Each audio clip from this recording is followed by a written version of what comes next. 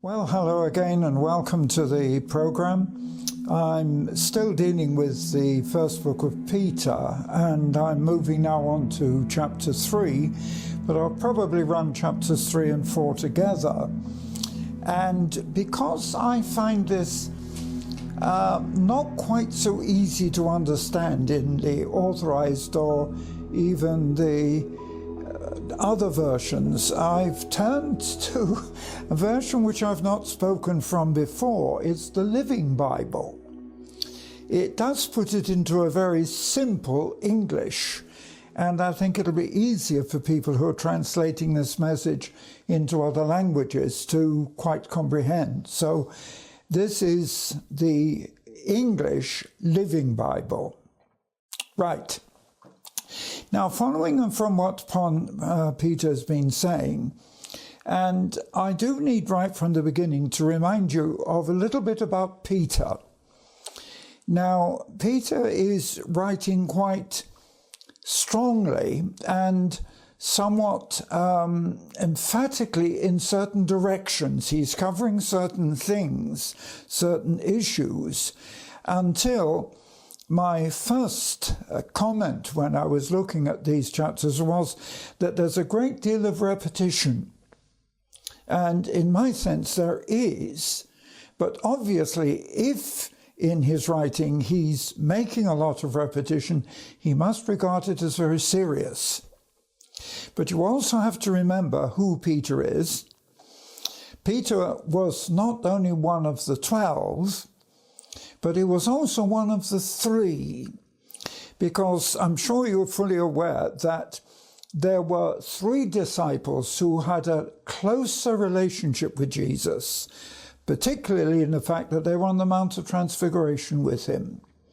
Peter, James, and John. We've been dealing with John, we've not dealt with James, but we are now looking at Peter. So the first thing is that he obviously was singled out by Jesus. Now, it's quite unusual that these 3 were singled out. And also, of course, he refers in this writing to the other fact, which was that he was, of course, present at the crucifixion. And not only that, but it's interesting that Peter was one of the disciples who went to the tomb after the women alerted them to the fact that Jesus was no longer there. So he was one of the first.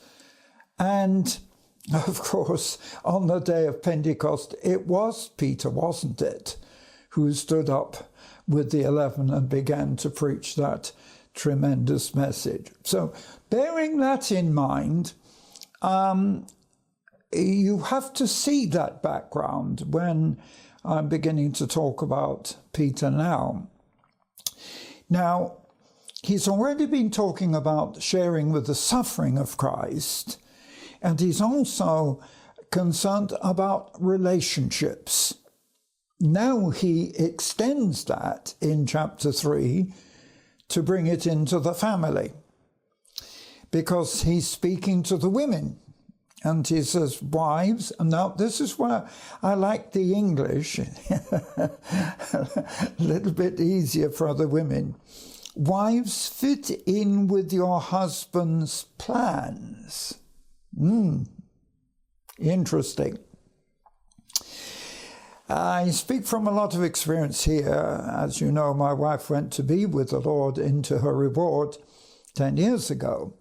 But the one significant thing about my wife is she did fit into this pattern, because she never stopped me, although what I was doing was difficult, taking me away from home, and when I look back now, extremely dangerous. In fact, when I look back at the things I was doing in my first years of my life, I don't know whether I'd have the courage to do them today. As you know it, of course, that I ended up in a communist prison. Anyway, so Peter is speaking to the women and says, wives, fit in with your husband's plans. Now, this is not just Christian husbands. This is unbelieving husbands, because he says in this same verse, for then if they refuse to listen when you talk to them about the Lord, they will be won by your respectful, pure behavior. Your godly lives will speak to them better than any words.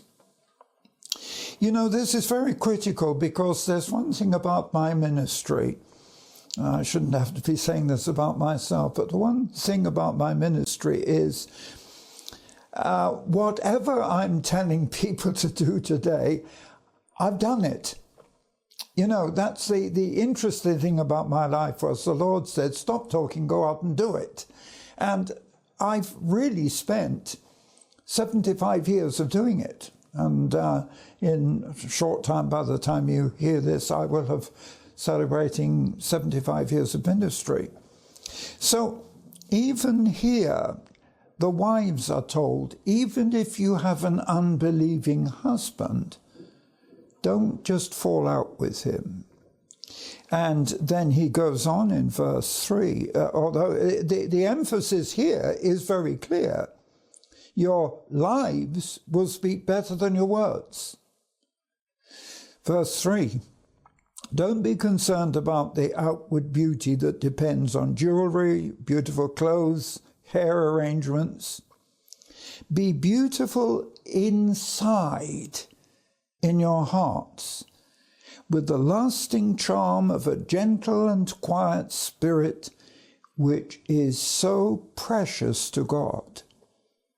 That kind of deep beauty was seen in the saintly women of old who trusted God and fitted in with a husband's plans. Now, this is not just to ungodly husbands, because if you read in verse 6, Sarah, for instance, obeyed her husband Abraham. And we all know Abraham was a very godly man. In fact, Abraham was almost the forerunner of our faith, because people talk about Abrahamic faiths, Jewish and Christian, all going back to Abraham, yes. And she honored him as head of the house.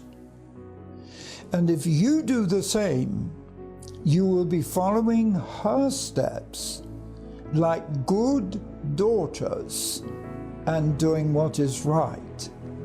Then you'll not need to fear offending your husband.